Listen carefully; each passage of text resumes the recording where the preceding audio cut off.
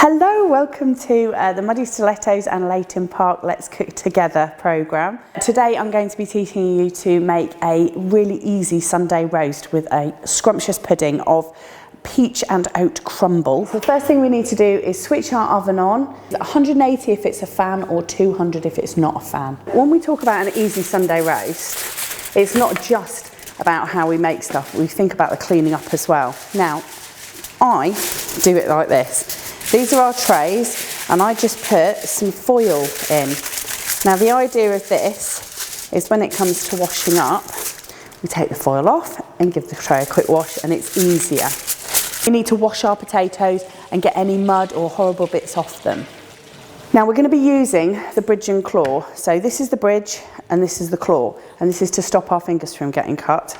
So we're going to go for a bridge, cut it in half and half again. It's really important that we get the size of these potatoes right because they're cooking at the same time as the chicken. So we want quite big pieces of potato.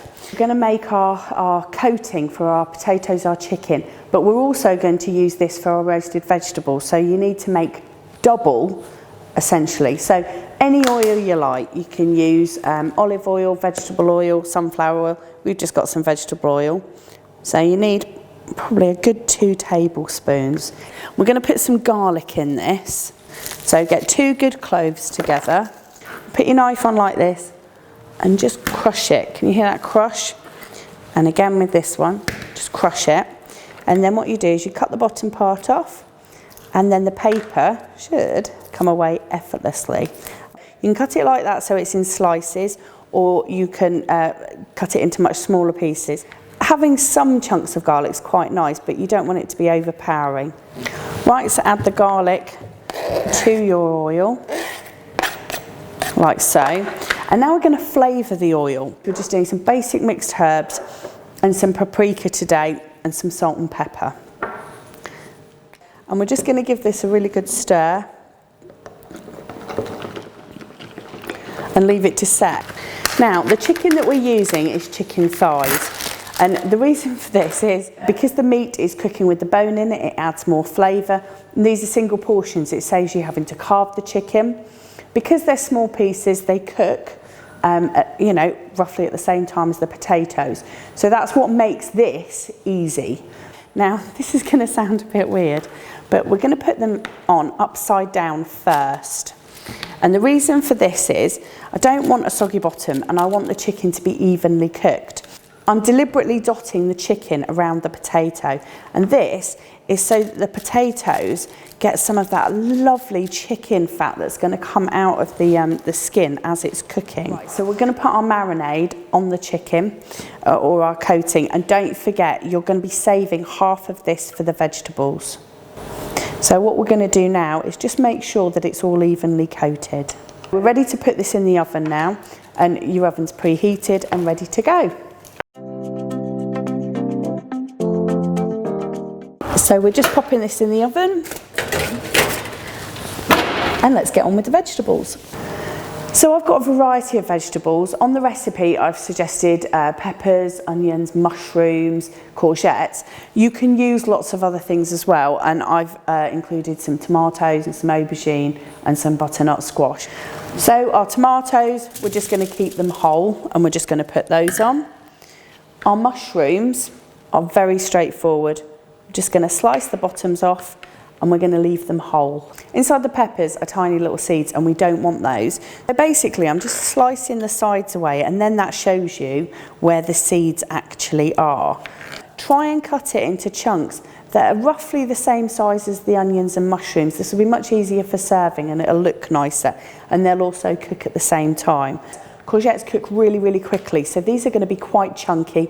Again, similar size to the mushrooms, but slightly bigger than the tomato.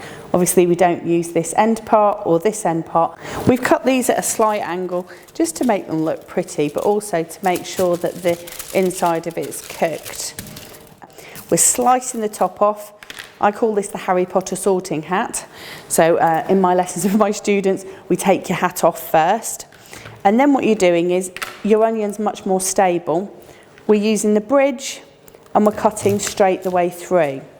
This makes it much easier to take that skin off. We want chunks of onion, and again, we've actually taken that side off and we're cutting it in half, and that's it. And then I'm just going to do some chunks. I'm not putting a whole aubergine on. We've just cut it into 4, like that. And then I'm just going to slice it along like this. Right, we're ready to put our oil coating on our vegetables. Here's our oil. Give it a stir because the garlic and herbs and stuff is at the bottom. And we're going to drizzle it on top. And again, we want an even coating on these vegetables, so we're not just dumping it in the middle, we're just coating them. We're just turning these over so that they're evenly coated, and that's because the oil will make them come up nice and crispy and not dry them out too much. Right, so let's get these veggies in.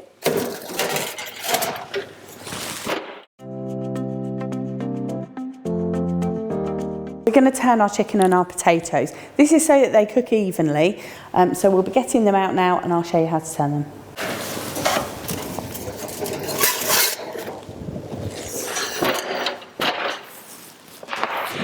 These have been in for half an hour now, so the first thing we're doing is just turning the chicken over.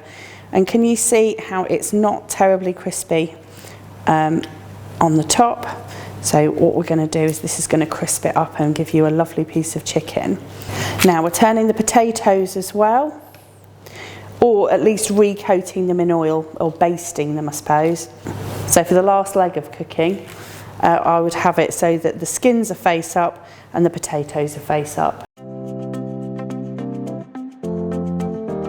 So it's time to take it out of the oven, and I've got myself prepped. Because we've got 2 trays, you need to make sure the cooker top's clear, or you need to make sure you've got something so you're not putting the hot trays on there. Now you can baste this again, which is basically turning it in the sauces. Just keep an eye on your cooking time. Right, it's time to get our chicken and vegetables out and dish it up. So as I'm serving this, I'm just dipping these slightly in the sauce. It just makes it look a little bit better and adds a little bit of nice texture and flavour to it. Our chicken's been in, you know, for a good hour and a half. It looks like that. I am very, very confident that it's cooked, but I do get that some people are a bit nervous, so I'm just going to show you how you can tell if you want to. Get the back of the chicken and just press it lightly. Can you see how easily that's coming away from the bone? That'll tell you that it's cooked. You can use a meat thermometer if you'd like. You need to put it into the meat as soon as it's come out of the oven, and it needs to be over 72 degrees, and that'll tell you that it's cooked. As you can see, it's just falling off the bone. That's beautifully cooked all the way through. It's our fruit time. So we're using peaches. It's really nice if you add some pineapple in with this, but for today we're keeping it simple. And we need to drain the juice off. And the reason for this is, if we put it in there with the juice in and we put the crumble on, it's going to make it really soggy. I'm going to give you a quick hint on the can openers. You open it up, you put it on your can, close it together and turn like this until your can's open. So we ordered sliced peaches. We got delivered peach halves. So basically we need to cut them up, because if you're taking a spoonful of crumble and you've got a whole half a peach there, it's not going to work. So what we're going to do is we're just going to cut them slightly like so. It's time to tip our fruit into our dish, and again make sure that it covers the surface evenly.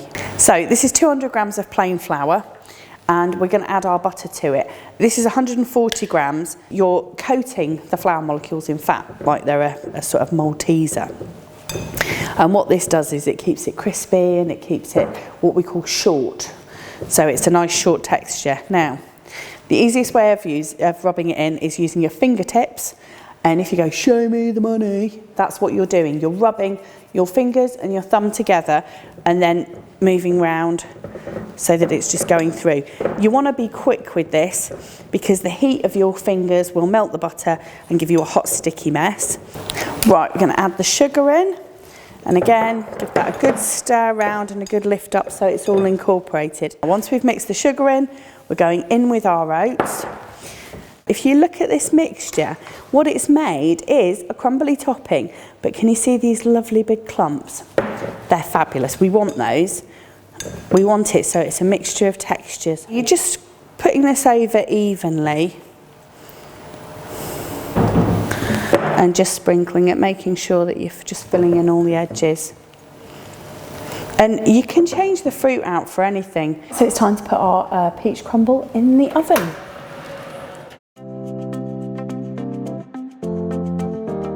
Our crumble's been in for 35 minutes now, so just enough time for you to eat your main course and have a little settle, and we'll go and see if it's ready. So our crumble's cooled slightly and we're going to be plating it up. Now this crumble will go with anything, custard, ice cream, cream, squirty cream. It's just a really, really versatile pud. So I'll put that on there.